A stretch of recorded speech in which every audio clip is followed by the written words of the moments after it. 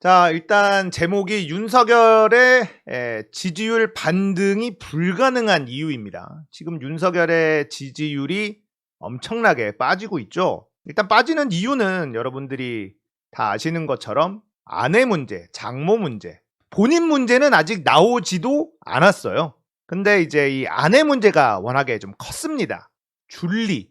사실은 아내는 도이치모터스 주가 조작이라든지 엄마와 함께 벌인 여러 가지 사기 사건들, 더 굵직한 사건들이 있지만 역시나 대중들은 자극적인 줄리 여기에 확 관심을 가지더라고요. 이게 굉장히 타격이 있었는데 여기에 얹어서 이력서에 쓴 거짓말들, 이게 치명타가 됐죠. 이게 치명타가 될 수밖에 없었던 이유는 바로 윤석열 본인이 조국 전 장관과 정경심 교수한테 했었던 일들 때문이에요. 그게 워낙에 컸잖아요.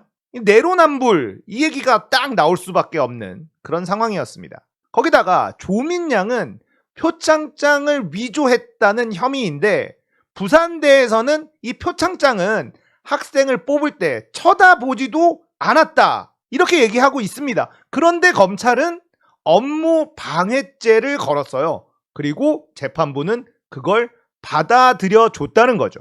이게 너무 웃기잖아요. 정경심 교수가 표창장을 위조한 것으로 부산대의 업무를 방해했다. 이건데 부산대는 우리는 업무를 방해받지 않았다. 이러고 있는 거란 말이죠.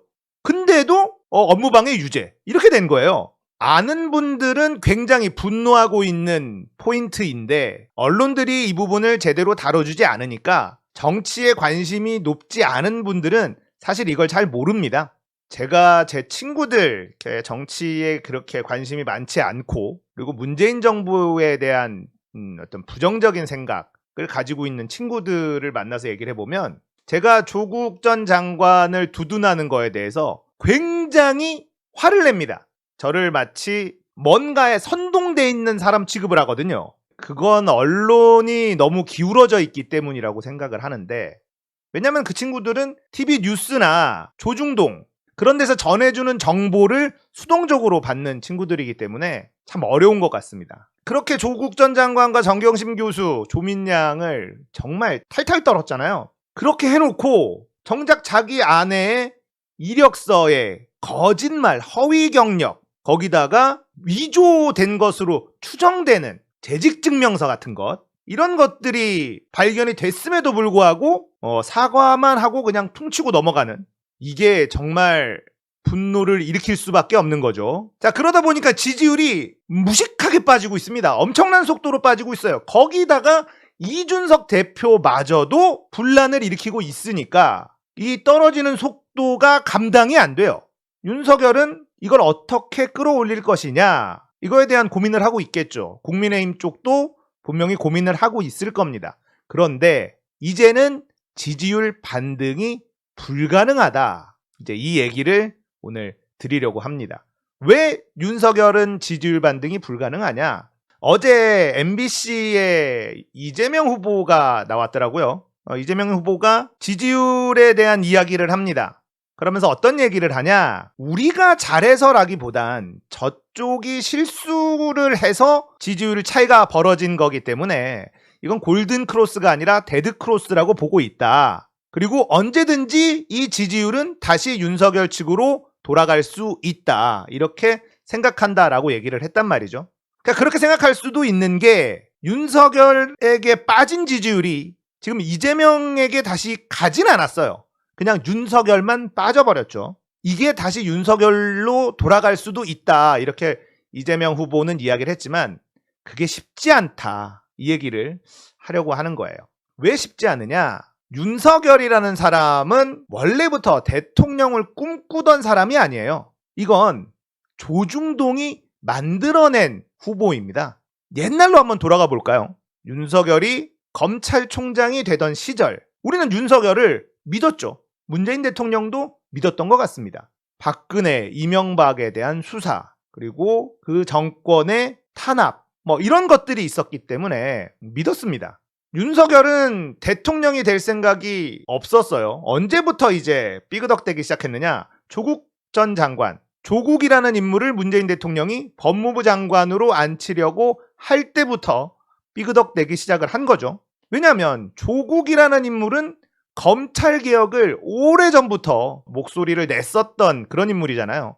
조국이 법무부 장관으로 오면 안 된다. 검찰 조직 자체가 다 무너질 수 있다. 이런 위기감이 있었던 것 같습니다. 그래서 중간에 그냥 주저앉히려고 했어요. 사모펀드 문제 있다. 여기서부터 출발한 거죠. 자, 그렇게 출발해서 조국을 앉히려고 그 아내까지 겁박을 하고 가족까지 다 털 수 있다. 그러니까 법무부 장관을 포기해라. 이렇게 신호를 준 거예요. 근데 조 전 장관이 포기를 안 했죠. 문재인 대통령도 포기 안 했습니다. 자, 이제는 돌아올 수 없는 강을 그 당시에 윤석열이 건너버린 거예요. 자, 이렇게 됐을 때 어떤 일이 벌어지냐면 언론에서요, 갑자기 대선 후보로 윤석열을 거론하기 시작합니다. 자, 윤석열은 우리가 알다시피 이 본부장, 본인, 부인, 장모 이런 문제가 많잖아요. 그리고 자기만의 카르텔을 형성해서 봐주기도 많이 했었던 사람이란 말이죠. 그런 상황에서 더 이상 물러설 수가 없는 지경에 빠져버리고 언론에서는 대선 후보로 거론을 해주기 시작을 합니다. 뒤로 돌아갈 수도 없고 이제는 앞으로 갈 수밖에 없는 상황을 스스로 만들고 언론이 부채질을 해준 거예요. 그러니까는 어쩔 수 없이 여기까지 오게 됐는데, 자, 그렇다면 많은 사람들이 윤석열을 지지했었던 이유가 뭘까? 이걸 생각해 봐야 됩니다. 이걸 생각해 보면 윤석열의 지지율 반등이 이제는 불가능하다라는 걸 이해할 수가 있을 것 같아요. 윤석열을 지지했었던 사람들, 왜 윤석열을 지지했느냐? 증오심이었습니다. 증오심. 문재인이 나라를 망치고 있고 거기다가 박근혜와 이명박을 감옥에다가 넣었고, 자, 문재인을 어떻게든 타도하고 싶어요. 그걸 할 수 있는 강한 사람, 이게 윤석열이었어요. 그걸 할 수 있는 강한 이미지.